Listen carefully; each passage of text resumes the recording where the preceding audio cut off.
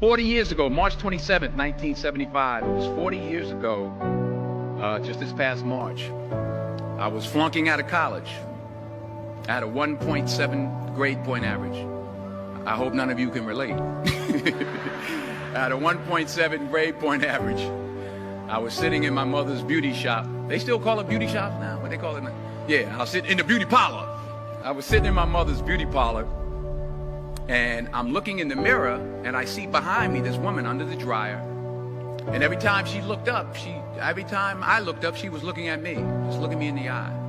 I didn't know who she was, and I said, she said, somebody give me a pen, give me a pencil, I have a prophecy. March 27, 1975, she said, boy, you are going to travel the world and speak to millions of people.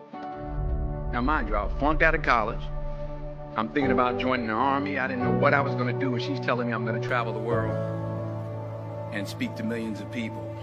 Well, I have traveled the world, and I have spoke to millions of people. But that's not the most important thing, the success that I had. The most important thing is that what she taught me and what she told me that day has stayed with me since. I've been protected. I've been directed. I've been corrected. I've kept God in my life, and it's kept me humble. I didn't always stick with him, but he always stuck with me. So stick with him in everything you do. If you think you want to do what you think I've done, then do what I've done and stick with God. Number 2, fail big. That's right. Fail big. Today's the beginning of the rest of your life, and it can be very frightening. It's a new world out there. It's a mean world out there, and you only live once. So do what you feel passionate about. Take chances professionally. Don't be afraid to fail. There's an old IQ test, was 9 dots, and you had to draw 5 lines with a pencil within these 9 dots without lifting the pencil. The only way to do it was to go outside the box. So don't be afraid to go outside the box. Don't be afraid to think outside the box. Don't be afraid to fail big, to dream big. But remember, dreams without goals are just dreams, and they ultimately fuel disappointment. So have dreams, but have goals. Life goals, yearly goals, monthly goals, daily goals. I try to give myself a goal every day. Sometimes it's just to not curse somebody out. Simple goals, but have goals. And understand that to achieve these goals, you must apply discipline and consistency. In order to achieve your goals, you must apply discipline, which you've already done, and consistency every day, not just on Tuesday and miss a few days. You have to work at it every day. You have to plan every day. You've heard the saying, we don't plan to fail, we fail to plan. Hard work works. Working really hard is what successful people do.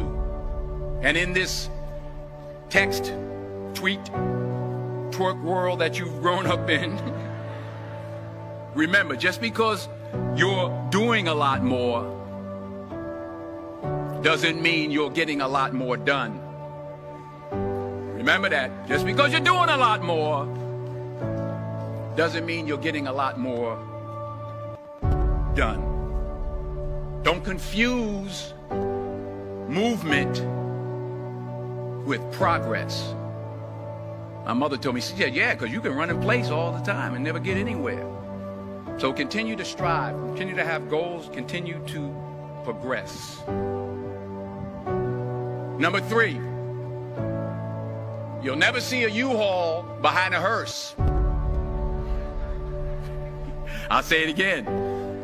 You'll never see a U-Haul behind a hearse. I don't care how much money you make, you can't take it with you.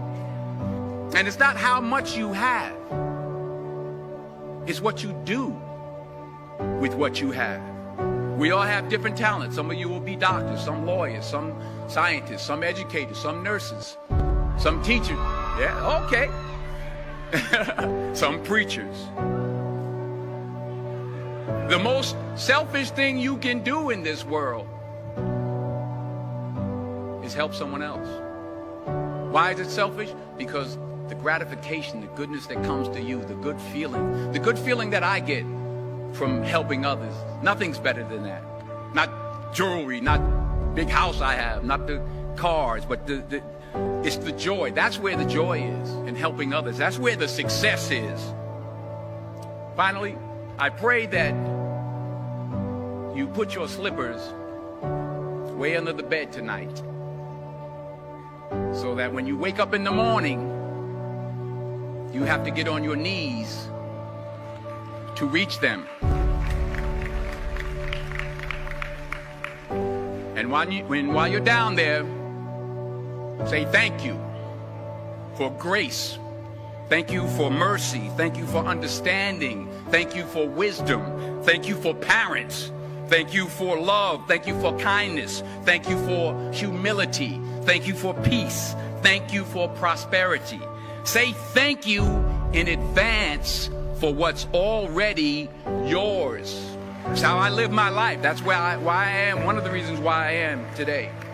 Say thank you in advance for what is already yours. True desire in the heart for anything good is God's proof to you, sent beforehand to indicate that it's yours already. I'll say it again. True desire in the heart, that itch that you have, whatever it is you want to do, that thing that you want to do to help others and to grow and to make money, that desire, that itch, that's God's proof to you, sent beforehand already to indicate that it's yours. And anything you want good, you can have. So claim it. Work hard to get it. When you get it, reach back. Pull someone else up. Each one, teach one. Don't just aspire to make a living. Aspire to make a difference.